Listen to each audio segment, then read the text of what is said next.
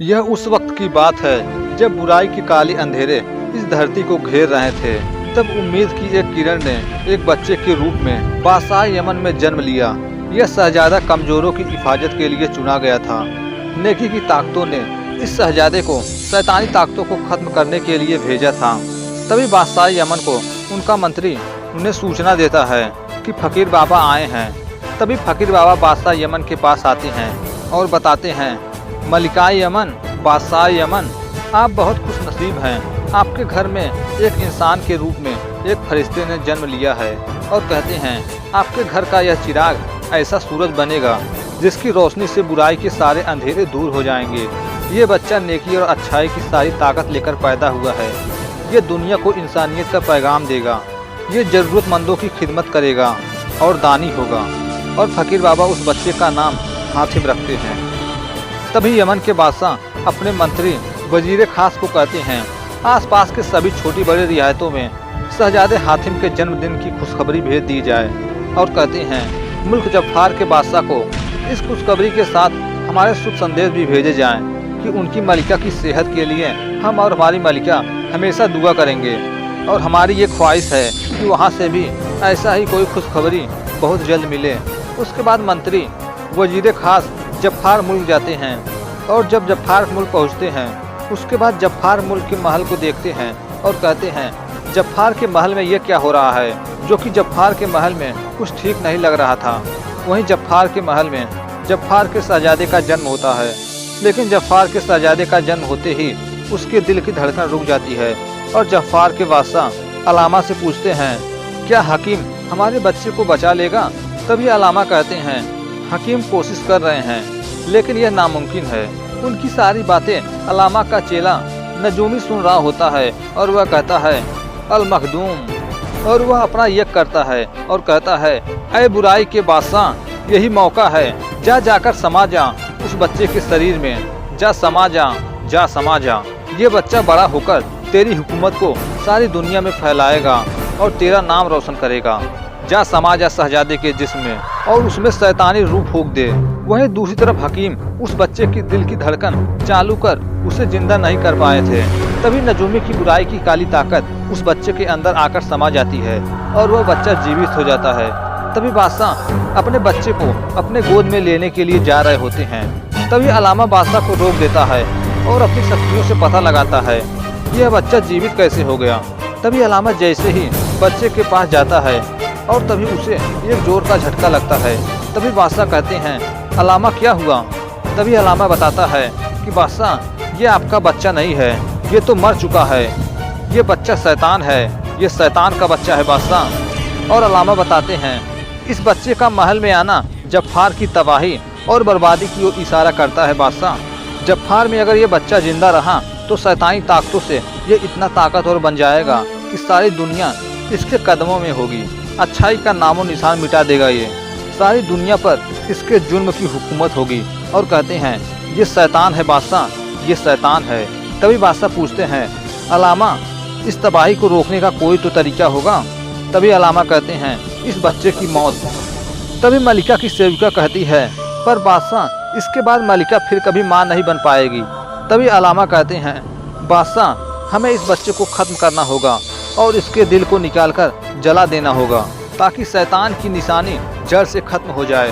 तभी अलामा नजूमी को हुक्म देते हैं कि इस बच्चे को ले जाओ और इसका दिल निकाल कर ले आओ। तभी नजूमी कहता है, जो हुक्म मेरे आगा। तभी नजूमी उस बच्चे को ले जाता है और कहता है, इस बच्चे को मैं सारी दुनिया का शैतान बनाऊंगा, सारी दुनिया का शैतान। उसके बाद नजूमी उस बच्चे को लेकर चला जाता है और वहीं दूसरी तरफ अपने शैतान तारा को बुलाता है और उसे हुक्म देता है और कहता है, जाओ जंगल से खरगोश लेकर आओ और उस खरगोश का दिल निकाल कर लाओ और बादशाह को जाकर यह खबर सुनाओ कि उस बच्चे को इस दुनिया से वापस भेज दिया गया। तभी वहाँ अलामा आता है और कहता है, नजूमी तुम ये क्या कर रहे हो? बादशाह को खरगोश का दिल भेजकर तुम अपने बादशाह के साथ धोखा कर रहे हो। तभी नजूमी कहता है, जो बादशाह इतना बेवकूफ़ हो, जो अपनी खुशनसीबी को बदनसीबी समझ के उसका साथ देना, अपने साथ धोखा करना। तभी अलामा कहता है, तुमने सुना नहीं मैंने क्या कहा? यह बच्चा बड़ा होकर सारी दुनिया को तबाह कर देगा तभी नजूमी कहता है, आपने तो ये भी कहा था उस्ताद कि यह बच्चा सारी दुनिया पर राज कर सकता है, तो क्या बादशाह इसके जरिए पूरी दुनिया पर राज नहीं कर सकता? अरे कर सकता है, अगर बादशाह दूर की सोचे तो। तभी आलमा कहता है, समझा, तू दूर की सोच रहा है।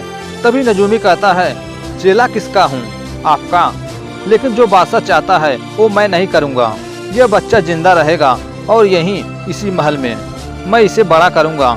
मैं इसे उन सारी शैतानी ताकतों से महफूज कराऊंगा जिससे दुनिया के सारे तहसक इससे डरेंगे।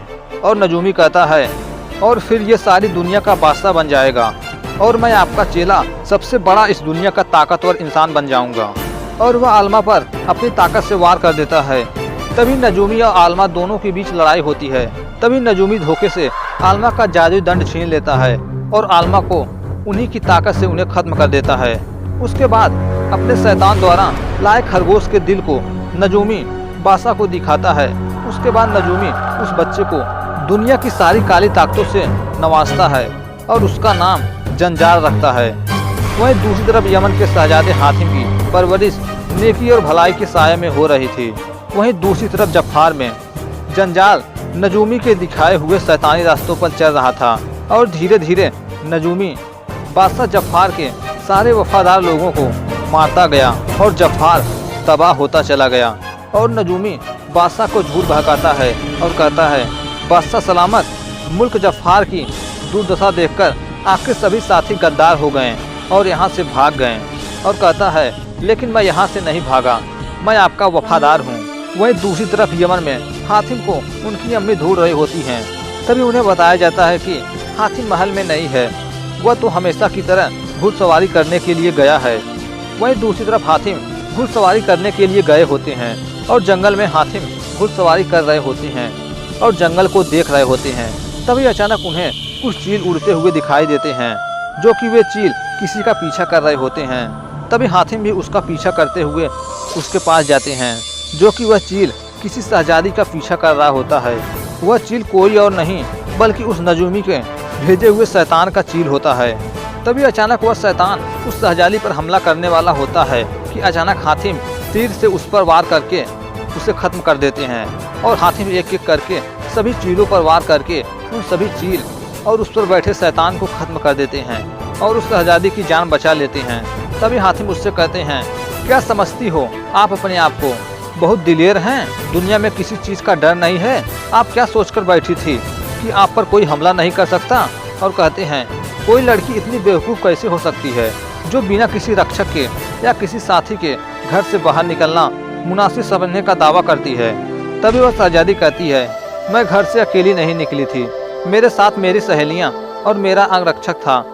जो मैं रास्ते में भटक गई वो सब मुझसे अलग हो गए, इसलिए वे हमारे पीछे पड़ गए थे। तभी हातिम देखते हैं कि उसके हाथ में चोट लगा होता है। तभी हातिम अपने कपड़े को फाड़कर उसकी चोट से निकल रहे खून को साफ करते हैं। तभी हातिम उनसे पूछते हैं। तभी वह हातिम के पूछने में बताती है कि मेरा नाम जैस्मीन है। तभी हातिम कहते हैं, जैस्मीन, क्या आप ही परिस्तान की शहजादी हैं? तभी जैस्मीन पूछती हैं, और आप अपने बारे में कुछ नहीं बताया? तभी हातिम कहते हैं, मैं यमन का शहजादा हातिम हूँ। और कहते हैं, शायद आप इस बात से अनजान हैं कि बादशाह यमन और बादशाह फरिस्तान दोनों दोस्त हैं। हम दोनों की शादी की बात चल रही है। तभी वहाँ जैस्मीन का अंगरक्षक आता है और वह हातिम को धक्का दे देता है। तभी जैस्मीन कहती हैं, हातिम, ये मेरा अंगरक्षक होबो है। तभी हातिम कहते हैं, यह अंगरक्षक कहाँ था जब जैस्मीन पर हमला हुआ था? तभी होबो कहता है, वो तो तुम बीच में आ गए, वरना जैस्मीन को बचाने होबो जरूर आता। तभी हातिम कहते हैं, आते जरूर आते, लेकिन तब तक वे लोग जैस्मीन को उठा ले गए होते। तभी होबो तलवार निकालता है और कहता है, होबो के होते हुए किसकी हिम्मत? तुम होबो का मजाक उड़ाते हो? समझकर क्या रखा है होबो को? पिछले 1000 सालों से परिस्तान के राजघराने का अंगरक्षक होबो। तभी जैस्मीन कहती है, तलवार नीचे रखो होबो, क्या तुम जानते हो कि तुम किससे बात कर रहे हो? ये शहजादे यमन है, इन्होंने हमारी जान बचाई है। और होबो को माफी मांगने के लिए कहते हैं, लेकिन होबो माफी नहीं मांगता और पेड़ पर अपना सर पटकने लगता है। तभी हातिम कहते हैं, बस बस, गलती मेरी है, हम माफी मांगते हैं। जैस्मीन को हमने नहीं, आपने बचाया है। वहीं दूसरी तरफ जफार में नजूमी बादशाह और मलिका के पास जाता है। तभी मलिका कहती है, नजूमी, आपने शाही दरबार की तौहीन की है। आपने बादशाह सलामत के सामने सर नहीं झुकाया। तभी नजूमी कहता है रस्सी जल गई पर बल नहीं गया, और कहता है मलिका जफ़ार, मेरे बादशाह जफ़ार, जब तक वह तख्त पर बैठे थे जितनी इज्जत देनी थी उतनी मैंने दी। और कहते हैं मैं शाही नजूमी हूँ, अपना फर्ज नहीं भूलता।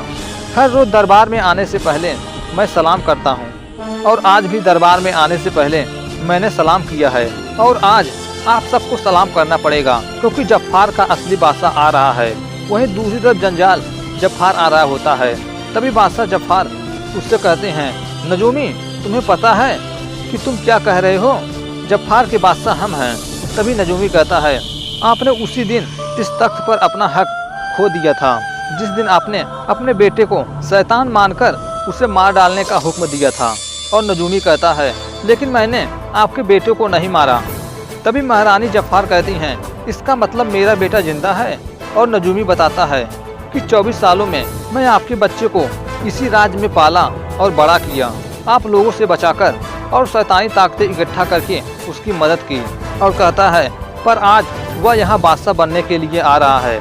और नजूमी कहता है इसलिए जफ़ार की तख्त खाली कर दो। वहीं दूसरी तरफ जंजाल जफ़ार आ रहा होता है।